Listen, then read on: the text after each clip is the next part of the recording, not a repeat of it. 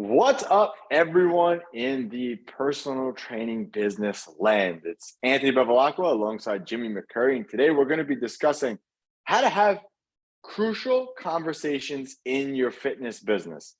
If you own a fitness business at some point in your career, whether it's early on, whether it's later, once you have a lot of employees, and probably even in your personal life, you're going to be having some crucial conversations that are very, very important for in a fitness business for moving the needle, making more profit, getting more out of an employee. So these crucial conversations and how you have them are going to be vital to your growth, to your profit, to your bottom line. And there's a strategic way to actually have those conversations that me and Jimmy are going to go over today. So Jimmy, I actually have to have a crucial conversation with you today. And the crucial conversation I need to go over with you is your hair, man. What are we doing with that hair? Oh, is it off? Is it off today? Yeah, you got to quaff it a little bit to the side, man. What are you doing? It's a little bit of a mess there. Yeah, I know. It's there we go. A little bit of gel goes a long way, my friend. I don't know how many times Anthony and I make fun of each other over our hair, but it's always funny. I always make fun of. I made fun of your hair when we were on when I was taking the sales training the last week, because I was just like, and I talked to him about his hair or whatever, and Laura like cracks up because it was just funny, So, anyway, neither here nor there, podcast people, but we give each other shit sometimes. It's fun, and that's who you meet in the fitness industry, right? So when we look at crucial conversations and we look at what it is and what that means, Anthony and I over the years have hired employees, fired employees, and a lot of this talks about hiring, firing employees, or talking to vendors that maybe you don't have the right structure with, or whatever it may be, right? So this works for every relationship in your fitness business, but also every relationship that you have in general, right? And one of the things that helped me the most with this is actually the book, Crucial Conversations, right? So go download the audio of that, guys, if you haven't already. Makes a huge difference. It's funny because I was actually talking to my girlfriend's mom when I was first dating her, talked to me about this issue she was having with her family and stuff, like this family dynamic. And we were out at dinner, and I don't know why she was asking me, because I had just started dating her. And she asked me all these questions about, like, she's asking me, like, I'm outside of the family, I don't know. She's having some issues with another family member. And she's like, what do you think I should do? And I launched into this whole thing about the book, and then I sent her the book, and I told her like how to lead and lead with love and all this stuff, and how to get there. So I want to go over the cliff notes of that book if you don't want to listen to it yourself in the podcast today. And Anthony and I probably talk about a couple examples as to how we've used it to help us, right? In some ways, convincing people to leave your facility. In some ways, getting people back on the path with your team. There's plenty of ways to use these crucial conversations in a constructive manner for whatever goal you have. So, Anthony, I don't know if you want me to just like kind of launch into the process, or if you have some input at this point. I have some things that I want to say about the things that I guess you should kind of keep in mind when having a crucial conversation. I don't know, do you want to keep this with employees, or you want to just talk in general? We can talk in general, and then we can give some examples of how it's going to help these guys that are listening, Okay. All right, I got it. So if we're going to talk in general about all this, the key is, I think, with having a crucial conversation, whether it's your wife, it's your business partner, it's employees, it's two very, very important things.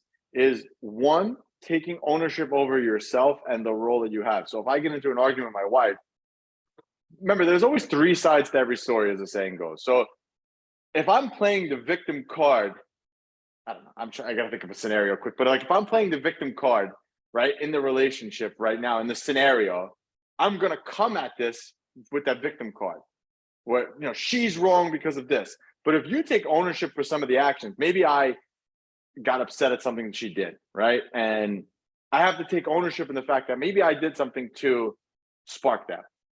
Or like with an employee, if I have an issue with an employee, I have to take ownership in the fact that I set the expectations for them, Did I outline what they need to be doing?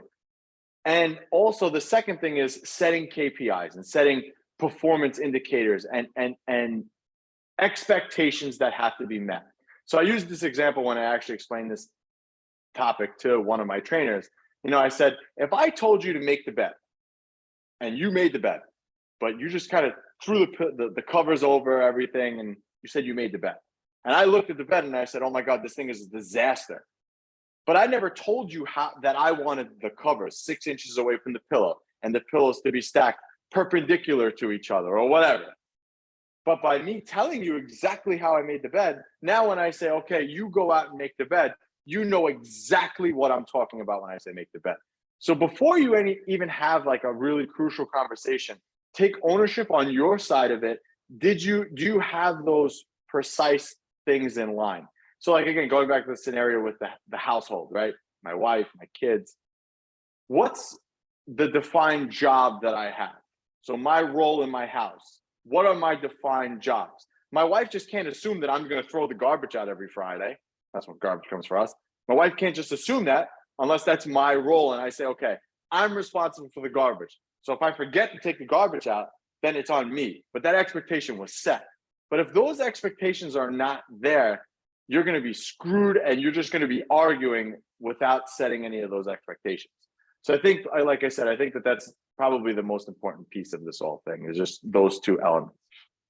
Taking ownership and setting expectations, right? Like we talked about this on another podcast where the most of the issues that you find in your business and your personal life and everything come down to not properly articulating the expectations or not holding somebody to them not understanding those things, you expecting something different than what is being performed, or them not knowing what to expect, like them not knowing what your expectations are, right? So this disconnect in communication between expectations is a huge part of why things break down. And it's every relationship. So you may think, oh, well, they should just know how to do it. They should just know how to clean the gym properly. Cleaning the toilet is not that big of a deal. Everybody knows how to clean a toilet, right? But somebody's standard for cleaning a toilet, the way they were raised, may be different than the standard that you have for your facility. So it comes down all the way to that, where it's like, when you have somebody come in and you have somebody do something, and your staff can also set expectations with other staff members, right? It doesn't just all have to be you. But when you look at it, you gotta walk them through, this is what I expect for the cleanliness of the gym, down to how clean the flooring is, down to dusting, down to every little aspect of that task. You have to lay it all out, just like the making the bed example. Because if you don't, and you get frustrated with your employee, and then you go off on them because the gym's not clean to your standard, and they didn't know what your standard was, that's your fault, not their fault, right? So these things have to be corrected over time. And when they have to be corrected over time, there is a structure to the way you want to have those conversations, right? That's what we want to go into. So Anthony started it off perfectly. The first step to having these conversations, and these conversations can also be conversations that you have with members that are about to cancel too, because that's another crucial conversation. So before we jump into all the structure of it, let's list out the crucial conversations that you're going to have in your business, right? It's hiring is a crucial conversation, but it's not as big of a deal. But hiring and negotiating pay for new people is a crucial conversation, right?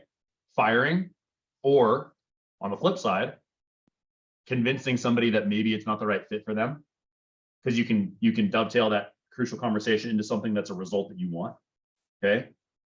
Expectations around how roles are executed in your facility, right? These are a lot of the crucial conversations you're gonna have, and you're gonna have crucial conversations with contractors, landlords, with vendors that you have. Maybe you get your supplements supplied by somebody. Sometimes these are crucial conversations when you have to negotiate, or you have to end a relationship, or begin a new one, right? So these are a lot of the situations that you see in the gym. I don't know if I missed any, Anthony. If you can come up with any other situations in your gym that you would have?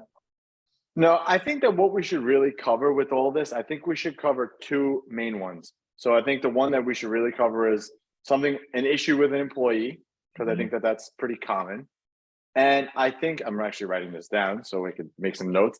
Issue with employees, and I think that we should also talk about crucial conversations with losing members, because I think that those two things will generate the most profits, and those two levers, if we can pull them, will tweak somebody's businesses the most. So let's talk about those two issues with employees and saving a client from canceling. I think that that's a big one. So let's go into that one first, since I think that we talked about attrition and retention and so many other episodes, but that is the key element. If you're loading the bucket, we did a whole podcast on loading the bucket, right? How to get 30 members in 30 days. So if you're loading people in, but you're losing as many people as you're gaining in, you're in big trouble. So I think that conversation, that crucial conversation will, if we pull that lever correctly and you guys implement what you hear today, will shift the profit in your favor. So let's talk about that one first, and then we'll talk about employees on the back end of that. Cool. So that's perfect, because my manager and I were just talking about the crewing conversation, as we call it, right? So we'll go over crew and what that looks like. So crewing your cancellations is an important step, just like the step of practicing objection closes, right? Those two things are just as important as each other. And when we look at crewing conversations, and we'll talk about what crew means in a second, but that's the crucial conversation that you're having with members that request a cancellation when you get them on the phone and you start talking about their experience, right? And Anthony's totally right in taking ownership and working out the result, right? So every time you go into these conversations, just like when you go into a sales conversation, you win by being okay with whatever result happens, right? So when you have a sales conversation, of course you want to close everybody, but you go in with the mindset of, I want to give this person the best result possible. A lot of times the best result possible for somebody is working with you or continuing to work with you if they're canceling, right? But you have to be okay with the outcome being different, because you have to go in with that mindset, because that mindset takes the pressure off. So the first step is going in with the mindset of being okay with whatever result happens from that meeting, right? Now, when we talk about crucial conversations in terms of crewing, crew is an acronym that stands for care, resell, explain away, work out away, or explain and then work out away, right? So when we look at that structure, my staff we were just working on this scripting and how it's going to work and what questions to ask, right? So when you go into the care component, sometimes when people put in cancellations, they just want to be heard. They want to vent about something, right? And there's a couple of reasons why people cancel, and some things you can't control. Medical, financial woes, these kinds of things, you don't have a lot of control over. But what you do have control over is the expectation between the service they're receiving and the price that they're paying, right? And that's where you can win those conversations. So we start off with care, right? We want to talk to them about their experience. We want to ask them if they've received everything that they expected, how things have been going for them, what their overall training was like, and if there was anything wrong with your service. Just like you ask them in the sales meeting, right? Well, why are you not going back to this other trainer? Why are you not doing this? Why are you not doing that? Now, it may be scary to ask those questions because you're like, well, doesn't that make them think that this is, come to mind all the issues with your business? Not necessarily.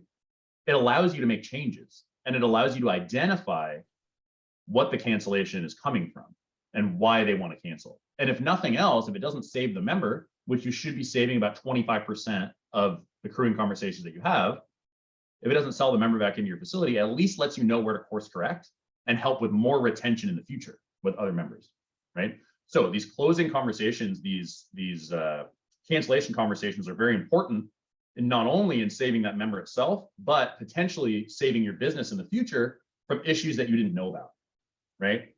So you need to show them that you care. So you ask them questions about how their experience was, let them vent, let them talk about whatever issue they had, if there is an issue. That's the first step. then the next step we want to talk about is reselling them into the program, asking them why they joined in the first place, asking them what they're going to do now that they're not in your facility, or if they decide not to keep with your facility, what they're going to do for their fitness. And then you pose the question, how did that work for you before you came in here? Right? Because then they start thinking about, well, it didn't, right? It didn't work before I was here. So do I really want to cancel? They may say they have a home gym that they built. They may say that they have a membership at a big box gym or something else, right? Well, how did that work for you before? Well, it didn't. So you resell them. So you have to section these things out, resell them back in your program and the value that you have. After you resell them into the program, you explain, one, what the cancellation policy looks like, and two, you explain what you can do for them now. So if they had a specific issue with something in your business, right? They weren't losing enough fat. They were not being paid attention to enough. There's other things we can sell them in that conversation to give them a better result. And sometimes if the situation is bad enough, you can give a little, right? So sometimes we'll give a little where we say, okay, Mrs. Jones, I know that like your fat loss results haven't been where you want them to be. The things that would help you would be getting on a supplement stack, which you would sell them, and getting nutrition coaching, which you can add on for free for a predetermined period of time to keep that member in your facility. I wouldn't discount the membership at this point. I would apply more service or upsell them into other things so that they can actually see the results that they're looking for. Because sometimes they're not on the membership tier that's going to allow them to get those results. There's reasons why they didn't get results. So you have to get to the nitty gritty of why they're not getting the result that they want and tack on a little additional service that's not going to cost you very much to supply them with, like a custom program, some nutrition coaching, maybe a membership upgrade for a couple of months. And you have a predetermined time period as to which that's going to end to give them that additional level of service to help them stay in your facility. Because it's much more valuable to you to give them an additional $50 or $100 service amount for free than to lose the entire amount of money that they're going to be leaving your facility with, right? Because then you got to find the new client, all that kind of stuff. And the key important point at the end is to say, sound fair? That's the workout away component, right? You say, does that sound fair? Fair enough, right? And you say it in such a way that it's like, this is the agreement that we're coming to now, and we're going to move forward, right? There was a time, an example of this, when a client was disgruntled about the fact that she didn't see the value of a fat loss challenge that she did at our facility. So she was calling to cancel her membership. And I talked to her and I said, I'm so sorry that you didn't see that you received value from it, right? What we're going to do is we will extend your nutrition coaching component of our fat loss challenge for the next 3 months and make sure that you get the result that you're looking for free. She still paid her membership due to come in at the frequency she was coming in for, but she got additional nutrition coaching service and she's been training with us for 4 years, right? So that conversation in and of itself allowed me to increase her lifetime value by a ton because we just had this conversation, gave her a little bit of free service for a predetermined period of time, worked it out, and she's still training with us today. So that's the power of some of these calls. Somebody may cancel or want to cancel. If you didn't have this conversation with them, they'd be gone, right? But Jimmy, I want to kind of come back a little bit to what you said. So that's all great points, man. And it's really, smart that you have this all written out as a kind of like a script to follow. And again, we say script all the time, but it's mainly a framework that you should be following when it comes to having these crucial conversations for crewing, especially for keeping members. But what happens when the member just doesn't divulge in that information? And again, I guess this happens in any conversation that you're going to have, is that the person's not always going to be so upfront and honest. So that lady told you she wasn't getting the value from the nutrition coaching. Mm-hmm. What if she didn't tell you that information? What would you have done? Sometimes. But what if somebody just having a conversation just doesn't give you the truth that you need to hear to correct the problem? Right. And that's a hard place to be because sometimes that happens, right? And that's why we expect 25% of these conversations to turn into members staying, right? Sometimes it just goes flat on you. But the key is just like in a sales conversation, right? You ask the question and then you shut the hell up, right?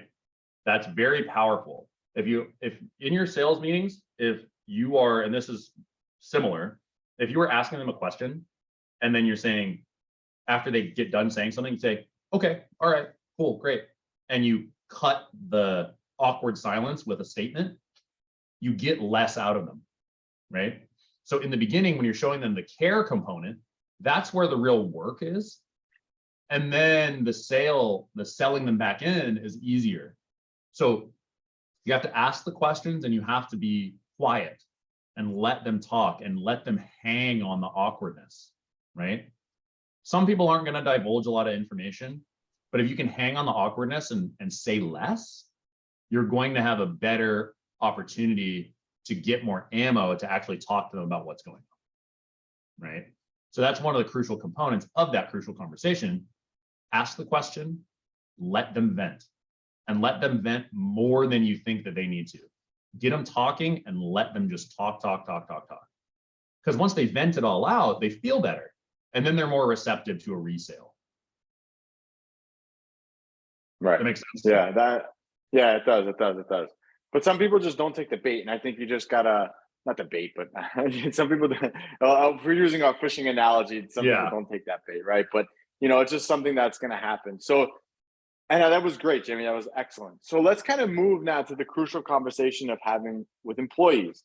So I would say, and again, I don't know if you have this kind of as a framework also, but the main thing with talking to employees is, again, it's the same kind of conversation, that same outline. You're using that crewing technique where you're showing them, care, what's going on.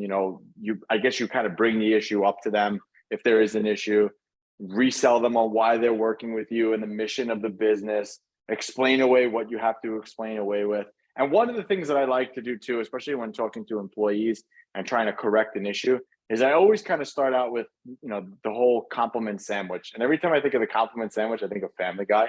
You watch Family Guy?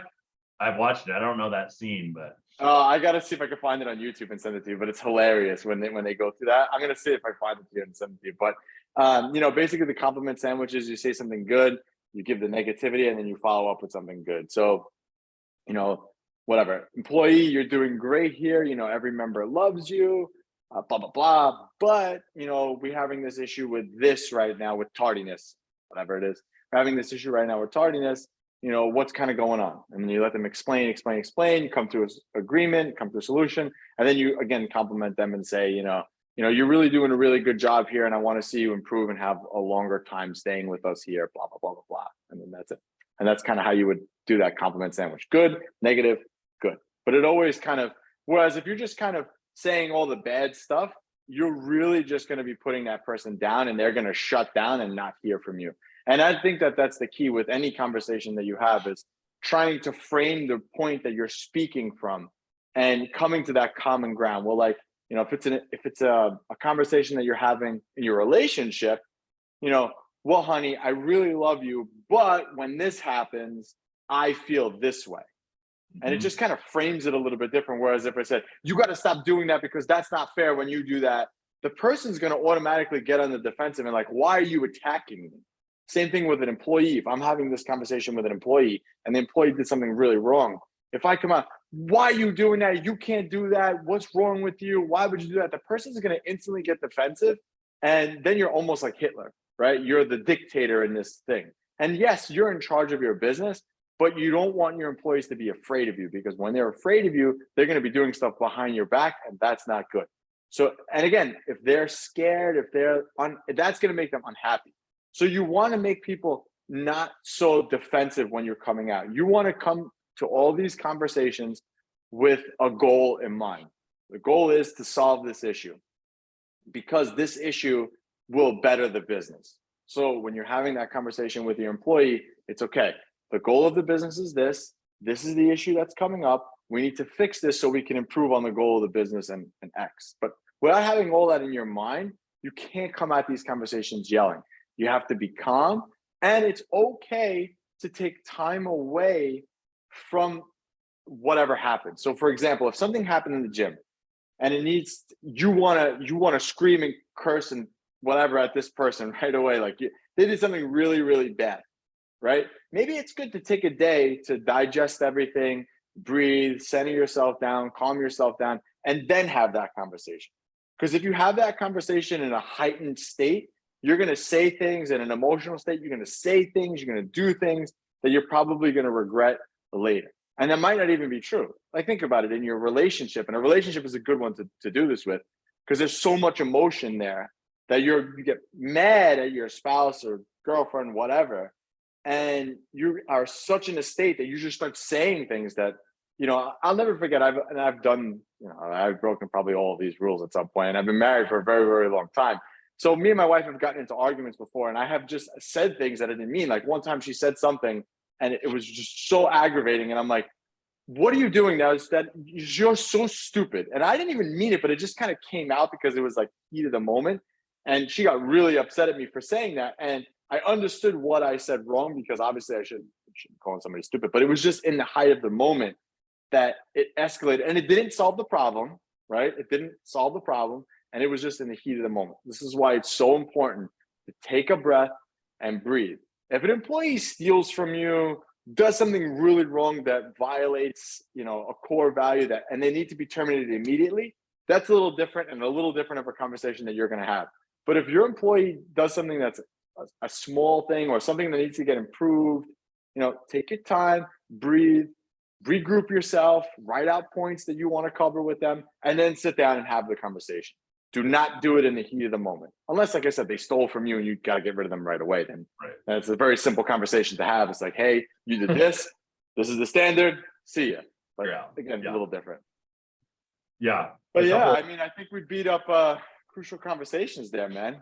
Those are tough. Yeah. And there's only 3 points, quick points, that I would make in regards to setting this conversation up. I want to parrot the fact that you need to take time to digest and build your thought process.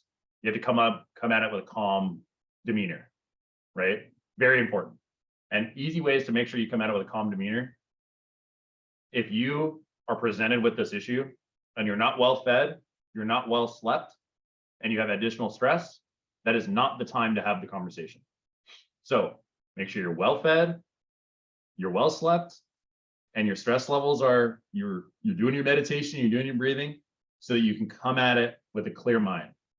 Because like Anthony said, when you're in a heightened emotional state, you say things you don't mean. And saying things you don't mean to employees